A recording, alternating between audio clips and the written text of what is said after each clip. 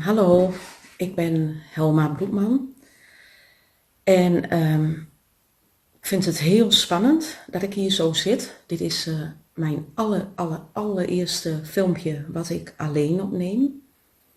Dan moet je bedenken dat ik A-technisch ben, ook bijna niets met computers heb en daarmee overweg kan. En toch voel ik de behoefte om hier te gaan zitten. Ondanks het feit dat ik heel erg bang ben om van alles over me heen te krijgen, omdat dat eigenlijk mijn ervaring ook is van mijn hele leven lang. Zolang ik me namelijk kan herinneren, krijg ik ervaringen en visioenen en beelden over de tijd wat nu gaande is. En ik wist nooit dat het in deze tijd was.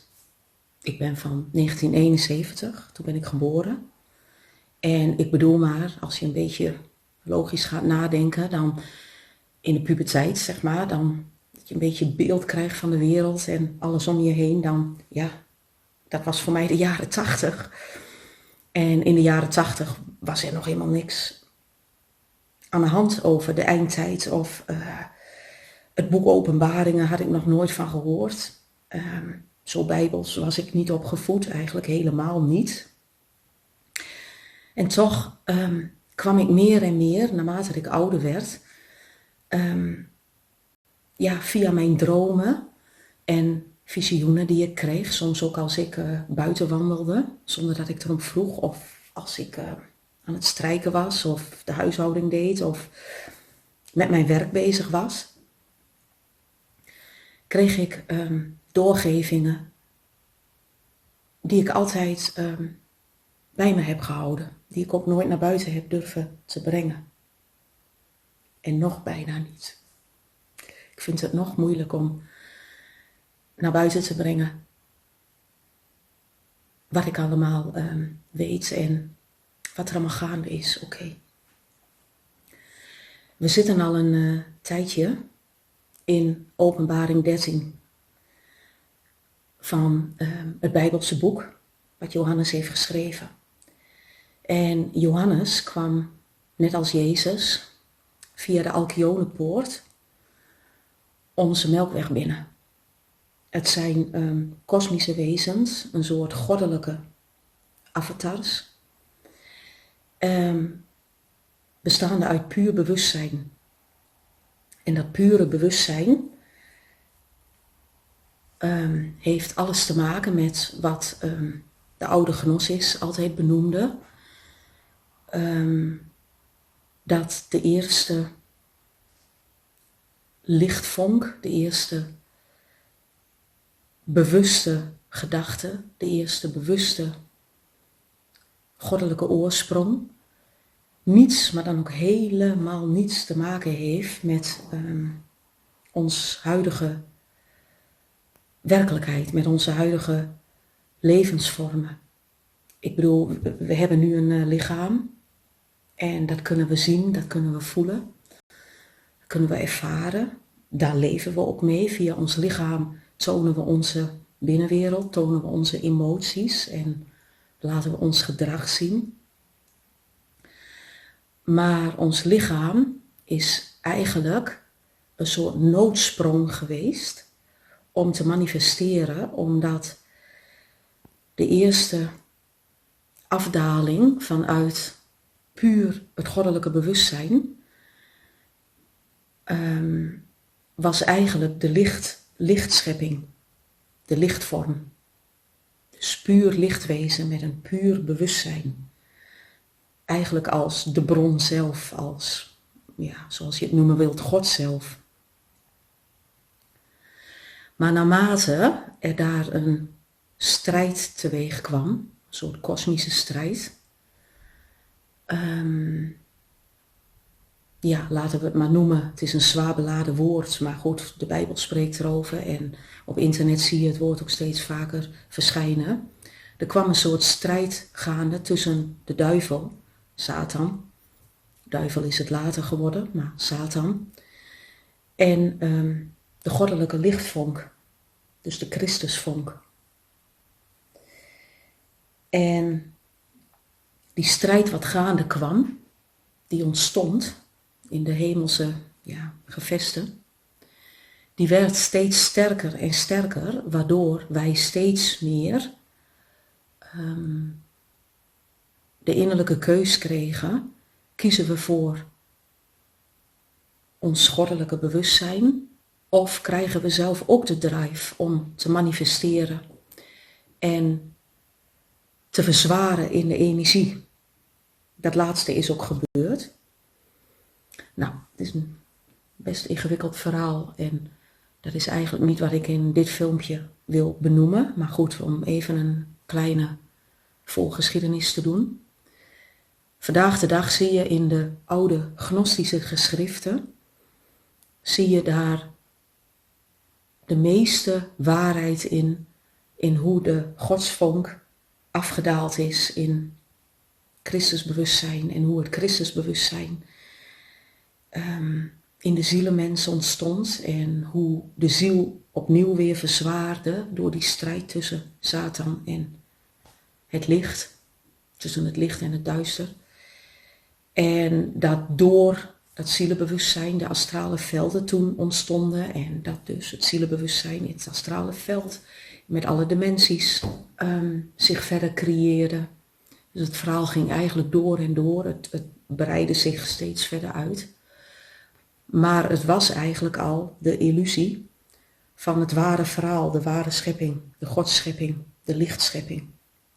Dat jij en ik puur en iedereen puur een goddelijke lichtvonk zijn, puur bewustzijn. En hedendaags zitten we in een lichaam met een zielenbewustzijn. Dus hebben we onderweg een paar stappen gemist. Maar goed, we zijn hier nu, het is 2020. We zitten in een hele rare tijd en ik word al moe als ik het woord moet noemen, maar nou, doe maar voor het virus, coronavirus. Voordat dat woord in beeld kwam, zaten we ook al geruime tijd in Openbaring 13. Openbaring 13 benoemt hoe het beest uit de zee komt en het beest uit het land aanstuurt en hoe steeds meer mensen, steeds meer zielen, achter het beest aanlopen en het beest dus vereren en daarbij dus hun eigen gevoel, hun eigen gedachten, hun eigen bewustzijn niet meer volgen, maar blindelings achter het beest aangaan. Het beest uit de zee staat eigenlijk symbool voor de binnenwereld van de mensen, de gevoelens van de mensen. Natuurlijk, Johannes kreeg de openbaringen door, ooit. Johannes kwam, zoals ik al begon, ook via de Johannes of de Alkyonepoort binnen. En Alkyone is de centrale zon van onze Melkweg. En Alkyone is één groot zwart gat. En een zwart gat is eigenlijk de alfa en de omega. Dat is het punt van bewustzijn waar alles samenkomt en waar het begin en het einde het sluitstuk vormen. En op het moment dat je het begin en het eind samen hebt, de Bijbel noemt dat ook de alfa en de omega, dan komt er dus een openbaring, een bepaalde doorgang of opening. En waarin eigenlijk in dat ene punt van bewustzijn valt dus de illusie weg. En ook de illusionaire wereld waarin wij dus leven. De illusionaire wereld waarin jij en ik onze zielen hebben en onze lichamen zich voortbewegen. En waarin we sterven en opnieuw weer geboren worden. En in het tussenbestaan, wat de Tibetanen het Bardo noemen, ook weer voortleven. Dus de ziel gaat eigenlijk alsmaar voort. En in mijn optiek is dat dus ook de illusie waarin zielen gevangen zijn genomen. Omdat het rad van karma elke keer weer opnieuw begint. En je wordt geboren, je leeft, je sterft, Je bent in het tussenbestaan. En je wordt opnieuw weer aangetrokken tot een aardse vader en een aardse moeder om opnieuw weer geboren te worden. En wat ik als kind al nooit begreep van, waarom houdt het dan nooit op?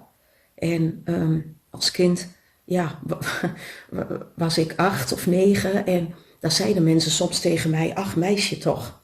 En dan werd ik altijd boos, want dan dacht ik, meisje, ik ben al zo oud, hoe kun je mij nou meisje noemen? En, maar dat ik mij dan al afvroeg van, ja, ik weet waar ik vandaan kom, ik weet waarom ik hier ben. Ik moet allerlei ervaringen opdoen en blijkbaar moet ik een steeds betere versie van mezelf ontwikkelen en een steeds betere versie van mezelf worden. Maar wanneer is het dan klaar? Wanneer houdt het dan op? Ik vond het heel frustrerend om elke keer weer te merken dat ik geboren werd, als baby mezelf ervaarde in de wieg en de ene pijnervaring na de ander moest ondergaan. Dan word je groter, je wordt ouder, je hebt wel leuke ervaringen en ook wel gelukkige ervaringen. De gelukkigste ervaring in dit leven is van mij geweest dat ik 3 kinderen heb mogen baren. Dat ik 3 lichtzielen op de wereld heb mogen zetten. En, oh ja, je zult trouwens aan mij horen waar ik geboren ben. Ik ben in Twente geboren. Heb ik ook mijn hele leven lang gehoord als ik les gaf of met lichtkind lezingen gaf. Of toen ik boeken begon te schrijven, lezingen gaf. En ik kan wel horen waar je vandaan komt. Ja, dat klopt, lieve mensen. Ik kom uit Twente en daar ben ik heel erg trots op.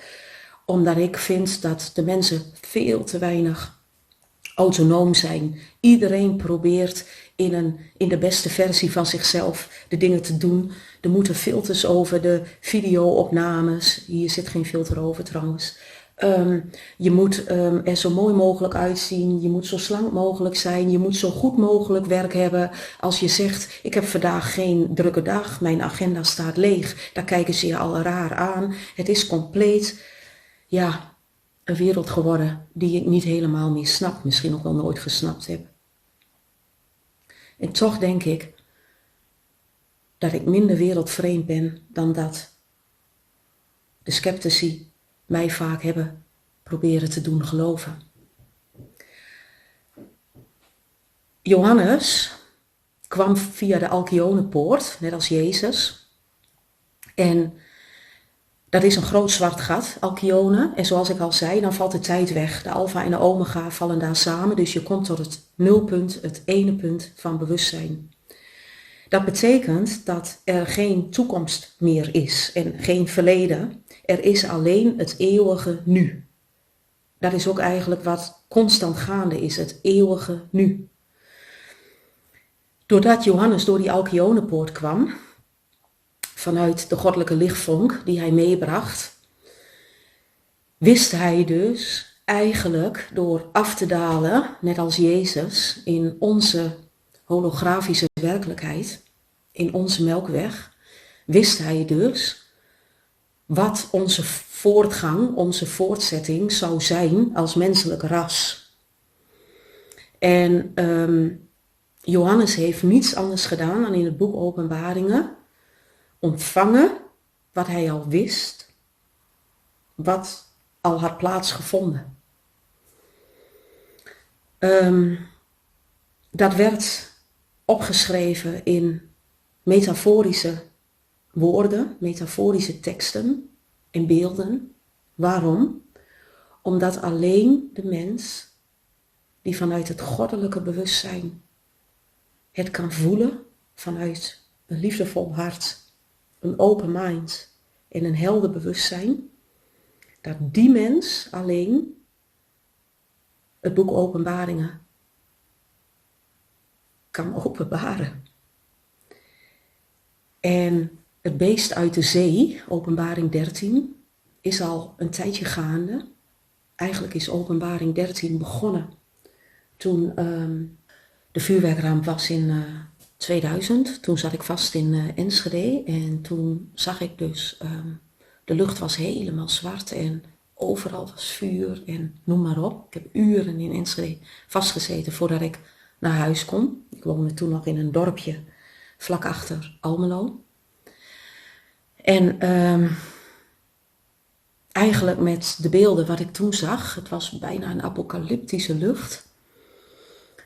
Toen begon eigenlijk heel snel bij mij de ene openbaring naar de andere plaats te vinden van wat er allemaal verder gebeuren zou in onze wereld en met de mensheid. Een jaar later, 2001, was dus de aanslag van de Twin Towers. Dat was opnieuw een breekpunt. En voor mij dat ik dacht van, het gaat echt gebeuren. Alleen, ja, de tijd kun je daar nog niet zo goed voor voelen. Dus je drukt het ook voor je uit. En ja, 2001 is inmiddels 19 jaar geleden. Toen ben ik ook gestart met Lichtkind, mijn bewustwordingscentrum. Maar gaandeweg bleven de gevoelens en de visioenen en de dromen komen. Zoals denk ik heel veel lichtwerkers dat vandaag de dag hebben. Ik denk dat heel veel lichtzielen deze tijd dromen en doorkrijgen en beseffen wat er allemaal gebeuren gaat. En Openbaring 13 vertaalt over het beest uit de zee. En het beest uit de zee is dus een metaforische verwoording voor de binnenwereld van de mensen. Dus het beest van de zee is het beest in de gevoelswereld van de mensen. En elk mens die een lichaam heeft met een ziel, heeft dus een eigen beest in zich. Of misschien kun je het ook wel noemen, de eigen draak in zich. Of de eigen demon in zich. Jezus was heel veel bezig toen hij in een fysiek lichaam zat en gekoppeld werd aan zijn ziel en lichaam. Was heel veel bezig om de mensen demonisch te bevrijden. En demonisch te bevrijden, dat bedoel ik niet die enge films van De Exorcist of de bevrijding van Emily Rose of noem maar op. Nee, ik bedoel je eigen demon bevrijden, je eigen draak bevrijden. Omdat we al zo lang in de karmische cyclus zitten. Dus het rad van wedergeboorte, geboren worden, leven, sterven, opnieuw geboren worden. Hebben we steeds meer verzwaringen opgedaan in onze ervaringen. En dus ook in ons gevoelsleven. Nu zul je zeggen, ja maar een ziel voelt toch niets? Nee, niet in die zin. Maar een ziel slaat wel herinneringen op in diens blauwdruk. En in de blauwdruk van elke ziel zitten dus die gekoppelde actie-reacties van al die levens en tussenlevens van je rad van wedergeboorte. Dus je blauwdruk is als het ware elke keer weer als je een lichaam aanneemt, ontvouwt zich elke keer weer die blauwdruk. Dat gebeurt via je energielichamen. En tijdens je sterven gaat als het ware die blauwdruk weer een beetje toe. En trekt zich terug. Mogelijk om te herstellen, maar ook om astraal weer de nodige ervaringen op te doen. En in dat blauwdruk gebeuren zit dus het hele collectief van jouzelf. Zowel van jouw lichamelijke ervaringen, van je geestelijke ervaringen, als van je zielenervaringen. Je geestelijke ervaringen, dat zijn de ervaringen van je godsbron, de lichtvonk, je pure bewustzijn, waar ik mijn verhaal mee begon. Je zielenervaringen zijn de ervaringen die je met name in je leven opdoet. En dan zeg je wel eens, oh ja, dat heeft mij gekrenkt tot in mijn ziel, zeg je dan wel eens. Dat zijn die ervaringen, die dus wat dieper kerven. En dat zijn dus natuurlijk de ervaringen die je opdoet na je overlijden in het astrale veld. Dus in de dimensies. En je hebt dus de ervaringen die je puur als mens met je lichaam opdoet. Als jij tegen mij zegt van, ik mot je niet en ik vind je een zeikwijf, noem maar wat. dan kan het zomaar zijn dat mijn lichaam daarop begint te reageren en mijn emoties en dat ik bijvoorbeeld boos word of heel verdrietig. Nu ben ik inmiddels 50, dus dat lukt niet meer zo hard. Maar toen ik 20 was, vond ik het wel heel belangrijk wat mensen van mij zeiden en van mij vonden. Dat is ook de reden dat ik me altijd stil heb gehouden. Dus al die ervaringen gaan in je blauwdruk. In dat collectief wordt dat opgeslagen. Dat is een soort persoonlijke akasha die je hebt. Een persoonlijke akasha en die neem je elke keer weer mee. En die persoonlijke akasha, die matcht weer, die ontvouwt zich weer in de kosmische akasha. En jouw en mijn kosmische akasha is op dit moment de Melkweg. En de kosmische akasha ontvouwt zich weer via het zwarte gat, het nulpunt in de goddelijkheid. Want daar spreek je niet meer van een akasha. En de goddelijkheid, dat is het pure bewustzijn. Het al, het licht, de bron, waar geen woorden meer voor zijn. Het beest van de zee laat zien dat jij in jouw gevoelsleven jouw demonen moet bevechten met alles wat jij van jezelf nog in de schaduw hebt opgedaan in jouw persoonlijke akasha. Dus zowel in je lichaam, zoals je hier nu leeft, zowel in je zielenleven, heftige ervaringen en de ervaringen na je dood en de ervaringen die je nog hebt, en dat zijn vaak de oerherinneringen aan je goddelijkheid. En daar zitten dus eigenlijk geen demonen, daar zit maar één karmische demon. En dat is, op welk moment heb jij je afgewend van je alvader? Op welk moment heb jij je gekeerd tegen het licht? Daar word ik ook een beetje emotioneel van, want dat hebben we allemaal gedaan. Ja, ook ik en jij. En hoe weet ik dat? Nou, simpel. Anders zaten we hier niet in dat lichaam te klungelen. En zaten we hier niet elke keer weer opnieuw in dat rad van wedergeboorte te stappen. De ene keer als, nou in dit geval als Helma, nou de volgende keer weet ik het wat, als wie. Dus we hebben allemaal in min of meerdere mate ons gekeerd ooit in de tijd, binnen de tijd, tegen het allicht. En we zijn nu weer op weg naar huis. Je eigen schaduw aankijken, dat is je eigen demon. En je eigen demon wil eigenlijk zeggen, alles waar jij van zegt, dat doe ik niet, of dat ben ik niet, of dat voel ik niet, of dat vind ik raar, of dat bestaat niet, of dat wil ik niet. Juist die facetten van jezelf willen nu bewust worden. Dat is het beest uit de zee. Het beest uit de zee wordt namelijk uitgeschakeld als jij het aankijkt. Als jij kijkt naar wat je eigenlijk van jezelf verfoeit. Durf je dat te zeggen, wat je van jezelf verfoeit? Durf je aan te geven wat je moeilijk vindt van jezelf en waar je donkerte zit? Nou, er valt nog veel over te vertellen, maar doe maar. Heel veel mensen hebben daar ook sessies voor nodig en consulten. Dat kan ook allemaal. Je bent ook van harte welkom trouwens. Maar het beest uit de zee is een voorbode van het beest uit de aarde. En het beest uit de aarde, dat is een ander verhaal. Het beest uit de aarde, dat is het beest ontstaan uit mensen. Uit de samenbundeling van alle demonen die mensen nooit hebben aangekeken en nog steeds niet.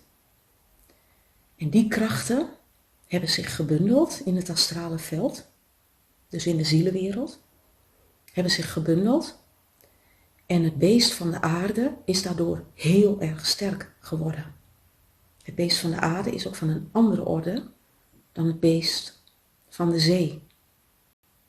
Daar waar het beest van de zee de innerlijke demon is, wordt straks het beest van de aarde onze uiterlijke nachtmerrie. Onze eigen nachtmerrie. Wat verwezenlijkt wordt. Het beest van de aarde is gebundeld door allerlei astrale velden. En het beest van de aarde is het gebundelde van alle mensen samen. Dus in het collectief, blauwdruk van de ziel, hebben we allemaal over gehad. En dat is het gebundelde, onwetende van de mens.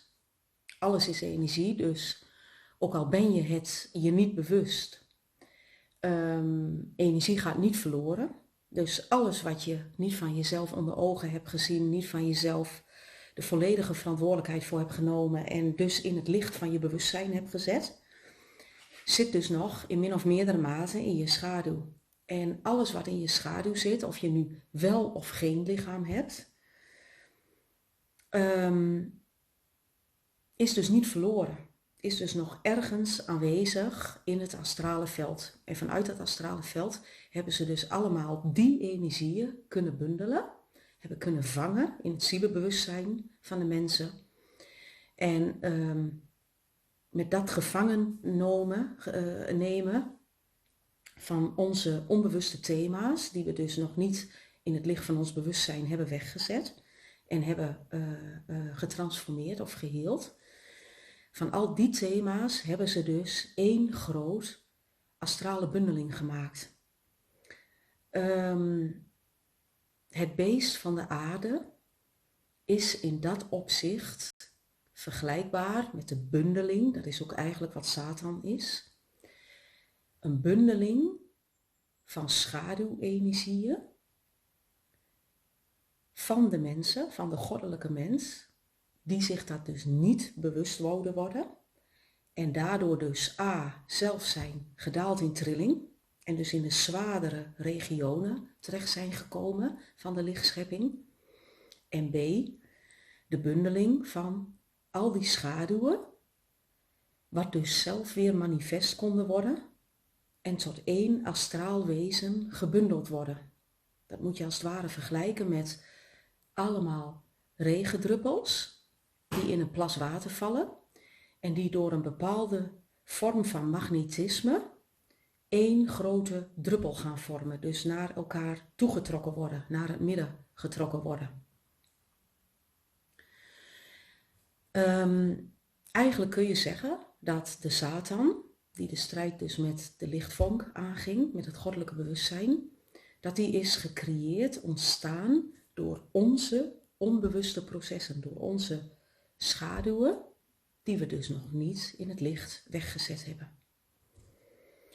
Daar zijn ze nu mee bezig, om dus zoveel mogelijk angst bij ons op te roepen, zoveel mogelijk verwarring zaaien en chaos. Alles om maar zoveel mogelijk ons in onze schaduwen te krijgen. Dus in plaats van dat we in ons vertrouwen naar voren blijven kijken van het komt wel goed en ik word niet zomaar ziek en ik ben mezelf en ik leef mijn binnenwereld en ik leef vanuit mijn liefde, worden we dus nu als het ware uit onze liefde getrokken, uit ons liefdesbewustzijn en worden we eigenlijk gebombardeerd met angst. En angst zorgt er altijd voor dat ik in mijn schaduw kom. Angst zorgt namelijk, in plaats van dat ik vol vertrouwen mijn leven leef, zorgt angst ervoor dat ik wantrouwend word, op mijn hoede word, dat ik bang ben om dood te gaan, dat ik bang ben voor andere mensen, dat ik bang ben voor het leven zelf en de pijn die dat met zich meebrengt. Dus angst doet eigenlijk alleen maar een inkrimpende beweging. Terwijl vertrouwen in het licht en in mezelf en in Die ander zorgt voor een uitdijende beweging. Een verbindende beweging. In plaats van een krimpende beweging. Dat is het beest van de aarde. Nou, dan is de volgende stap is heel duidelijk. Als maar jij en ik zo bang genoeg zijn, dan is het wachten tot we onze eigen demon tegenkomen, fysiek in de stof. Maar die zijn ze nu bezig astraal te creëren. Ga ik je uitleggen. Waar we nu naartoe gaan, is een hele andere aarde. En dan bedoel ik niet een aarde waarin 1,5 meter, dat gezeik allemaal gaande is. Dat is inderdaad wat ze je doen voorhouden, dat je je daaraan moet houden en bla bla bla en dat zo de wereld verandert. Nee, ik heb het over een hele andere wereld die aangestuurd wordt door de machthebbers achter de coulissen. Sommigen noemen het ook de deep state, anderen noemen het de kabal, weer anderen noemen het de Illuminati. Weer anderen zeggen, nou, ze bundelen zich in die Bilderberggroep. Misschien is het ook allemaal van hetzelfde laken het pak. Voor mij is dat ook zo. Want het zijn allemaal aanhangers van het duister. Van de Satan. Van dat astrale veld. Zij leven niet de uitdijende goddelijke beweging van ik ben liefde, jij bent liefde. En samen verbinden we. Nee, zij leven inkrimpende beweging van ik heb al veel en dat kan meer worden. En daar ga ik ook voor strijden. En of dat nu over de rug van jou of mij gaat, dat maakt me niet uit. Ik zorg dat wat al veel is bij mij, dat dat steeds meer wordt. Of dat nou om macht gaat, om geld, om mensen onder je te verzamelen, om jezelf belangrijker te vinden, whatever. Het gaat om dat het nooit genoeg is. Dat was voor het duister ook niet zo. Het duister is immers de strijd begonnen in het astrale veld ooit, of in de lichtschepping moet ik zeggen. Het astrale veld is daardoor ontstaan. Maar de strijd is ooit begonnen omdat dus het niet genoeg was. Dat godsbewustzijn, dat punt van bewustzijn. Nou, even dit hier gelaten zo, want het verhaal gaat nog veel verder, maar doe maar alles op zijn tijd. Ik wil toch, het is me lang niet meer gelukt om het sumier te houden, maar ik probeer het toch nog een beetje sumier te houden. Het is vandaag eind september 2020. Waar ze binnen nu en afzienbare tijd naartoe gaan, is dat de hele wereld, Nederland dus, waar jij en ik wonen, in een tweede lockdown terechtkomen. Dat is de opzet. Daarvoor zijn nog steeds die persconferenties, zijn nog steeds Rutte en de jongen bezig om alsmaar te zeggen hoeveel doden er gevallen zijn en hoe schrikbarend hoog het aantal oploopt en hoe heftig corona wel niet is. Dus we worden naar een tweede lockdown geleid. Dat moet ook. Want in die lockdown, is dat de bottleneck voor de economie of voor de economie. Eigenlijk als je een land autonoom wilt hebben, dan moet een land een sterke economie ontwikkelen, sterke mensen hebben, bewuste mensen hebben. Een land moet eigenlijk zoveel mogelijk zelf aan handel doen, aan import en export. Dan krijg je een sterke economie. Nou, alles behalve dat is gaande. Dus het land moet in een tweede lockdown, complete lockdown, want dan krijg je de mensen thuis te zitten. Ze gaan niet meer contact met elkaar aan. De verbinding valt dus weg, terwijl een mens eigenlijk met het lichaam een voelend wezen is. Kunnen ze dan eigenlijk van die capaciteit van hun lichaam niet meer gebruik maken als je ze thuis opsluit. En de angst die gaat regeren. Want in verbinding met elkaar kun je dus een stuk angst weer loslaten. Denk bijvoorbeeld aan een kind wat bang is en een nare droom heeft gehad.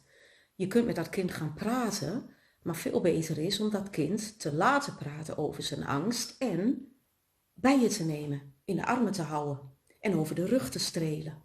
Zodat het de angst via het lichaampje kan laten afvloeien. En dan is het weg. Dus in een tweede lockdown worden de mensen banger. Het tweede wat ze dan gaan doen, ze gaan de systemen platleggen. Dus het internet gaat eruit. Internet, dat houdt dus alles in. Dat houdt ook de app in. Dat houdt je online verbinding in, de online contacten die je hebt. Ze gaan het internet platleggen.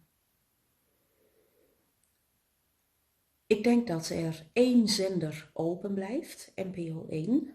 En via NPO 1 zullen ze alle informatie de wereld inbrengen. Nou, dat is dus informatie zoals zij willen dat die bij ons binnenkomt.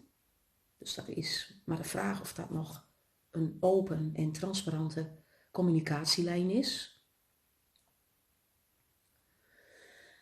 En mensen worden dus gedwongen om binnen te blijven.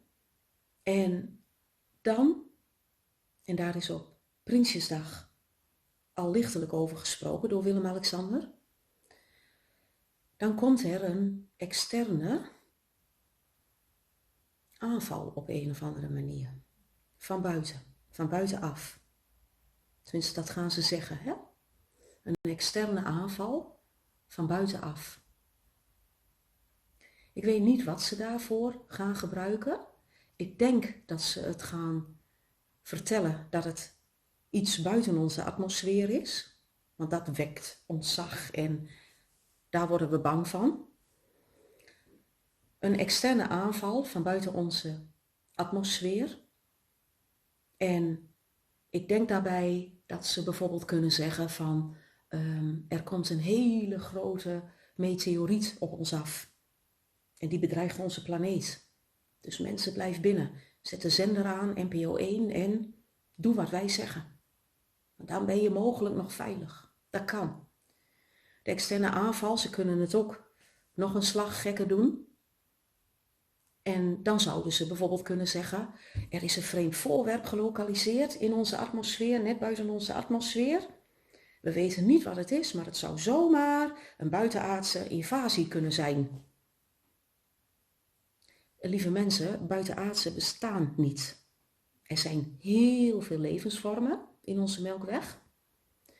Die hebben allemaal een soortgelijke humanoïde vorm, net als jij en ik. Maar het zijn allemaal soortgelijke bewustzijnsvormen, net als jij en ik.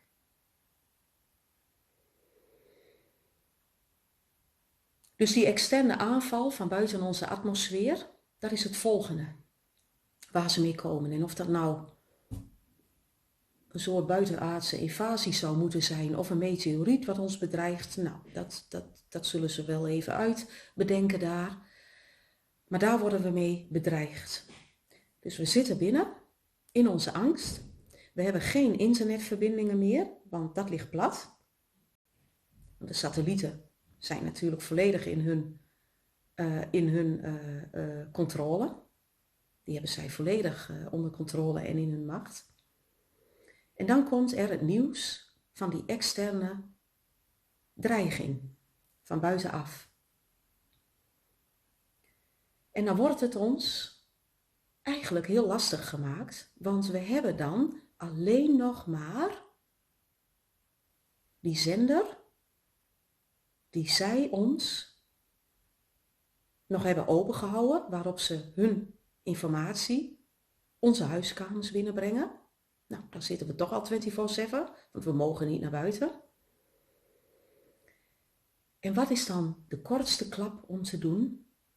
Ons vertellen dat het pas weer veilig is om naar buiten te gaan, wanneer zij dat zeggen. En als we het vaccin tegen corona nemen. Ze proberen om nu het coronavaccin verplicht te maken. Wordt een klein beetje lastig, want ze hebben de grondwet zo opgesteld dat ze daar heel veel in moeten omzeilen en laveren om dat coronavaccin verplicht te kunnen stellen. Maar goed, niets is onmogelijk. Ik sluit het ook nog steeds niet uit. Maar het mooiste is dat mensen vrijwillig dat coronavaccin gaan nemen. En als wij bang zijn en nergens meer komen en we hebben geen enkele verbinding, dan snak je ernaar om weer naar buiten te gaan en om weer verbinding met elkaar te krijgen. We zijn immers wel mensen, weet je nog, met dat lichaam en die huid wat aangeraakt wil worden. Dus massaal zullen de mensen het coronavaccin willen. Heel graag. Ze zullen in de rij staan om het vaccin te ontvangen.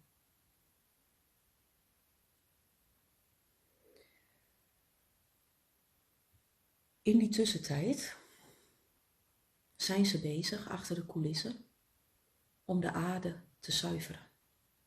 In hun ogen is dat een zuivering, a purge. En die zuivering, die bestaat eruit, die moet ook plaatsvinden, want de aarde is voor hun doeleinden te vol geraakt en te vervuild geraakt en te overbevolkt geraakt. Dat is ook de reden dat ze in Afrika, in die arme landen, zoveel mensen laten sterven. Omdat ze daar allerlei medicijnen en vaccinaties op uitproberen. Afrika is in dat opzicht, heb ik ook in mijn boeken beschreven, de Nieuwe Dageraad boeken, is in dat opzicht alleen maar een heel groot laboratorium, een werelddeel wat laboratorium is, waar ze dus allerlei proeven op mensen kunnen uitoefenen. In dat opzicht is de slavernij nog nooit voorbij. Voor hun niet, hè? Dus die uitzuivering die vindt plaats, en dat schrijft de Bijbel ook, dat een gros van de mensheid zal verdwijnen. Of ze worden ziek, niet door corona, maar geestesziek. Of er zullen veel meer kankers komen en auto-immuunziekten, waardoor mensen heel snel een heftige ziekte krijgen en daardoor ook heel snel overlijden. Of, en eigenlijk heb ik dat al gezegd, de mensen zullen zo in de war raken door die angst en door alle input, valse input, allemaal die deceptieverhalen wat ze tot zich krijgen, dat ze dus helemaal niet meer met hun eigen wil denken en met hun eigen bewustzijn weten hoe het verhaal werkelijk in elkaar steekt. Mensen zullen elkaar ook afvallen. Aanvallen, afvallen. En allemaal uit angst, lieve mensen. Nou, als de meeste mensen dus de wereld hebben verlaten en dus daarin ziek zijn geworden, zowel lichamelijk als geestelijk, dan kan eigenlijk hun ware doel beginnen. En dat is geesteszieke mensen en mensen die bang zijn en niet meer helder in hun godsbewustzijn voelen en ervaren en denken. Hun geest kun je aansluiten op iets groters. Omdat onze werkelijkheid een hologram is, zal ik jullie de volgende keer wat over uitleggen. Kun je dus de menselijke geest verbinden met het beest van de aarde, astraal. En weet je wat dat beest is? Die algoritmes hebben ze allemaal in één grote kosmische computer gezet. Jouw blauwdruk, mijn blauwdruk, alles wat we niet van onszelf in de schaduw, uit de schaduw hebben gehaald en getransformeerd hebben ze dus eigenlijk allemaal verzameld in een soort kosmische database. Want hun technologie reikt onnoemelijk ver, omdat dus de deep state of de Illuminati of de Kabbal of de machthebbenden of de geheime regeringen, whatever, eigenlijk vanuit een ander stelsel komen dan de planeet Aarde en daar hun eigen God vereerden, en dat was dus de demiurg, de Satangod, het astrale wezen, misschien moeten we ook zeggen Draco, hebben ze dus eigenlijk de technologie, wat bij hun al normaal was, in hun verleden, is dus onze toekomst. Zij zijn dus verder, denk maar aan Johannes, hoe die de openbaringen ontving. Het heeft al plaats gevonden. Alleen doordat ze in ons holografische werkelijkheid de tijd hebben neergezet, kunnen ze dus op hun tijd ons van verleden, heden naar de toekomst leiden. En die toekomst is dus als het ware bij hun al geweest. Dat is al hun verleden. De menselijke geest wordt aangesloten op een groter astraal wezen. Dat is het 666 gebeuren waar Johannes het over heeft. En dan is het doel eigenlijk heel makkelijk neer te zetten. De digitale nieuwe mens, de cyborg, de transhuman. Dat is het 666. Dat is het getal van de technologische cyborg, ofwel transhuman mens.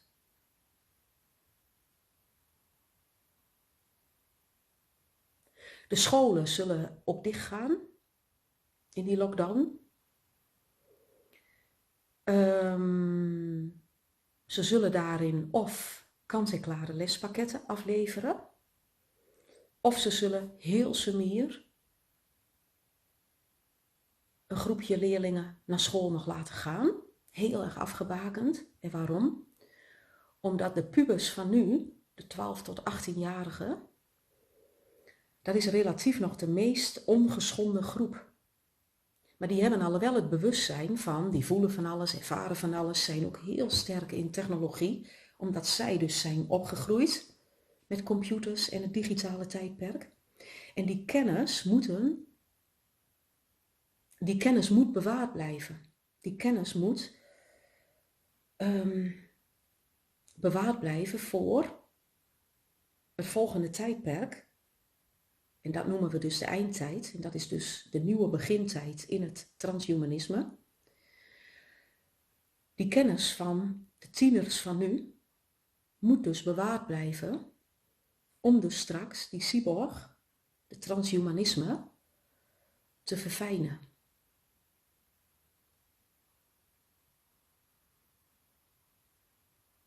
Als wij niet oppassen, lieve mensen, zijn jij en ik straks aangesloten met onze geest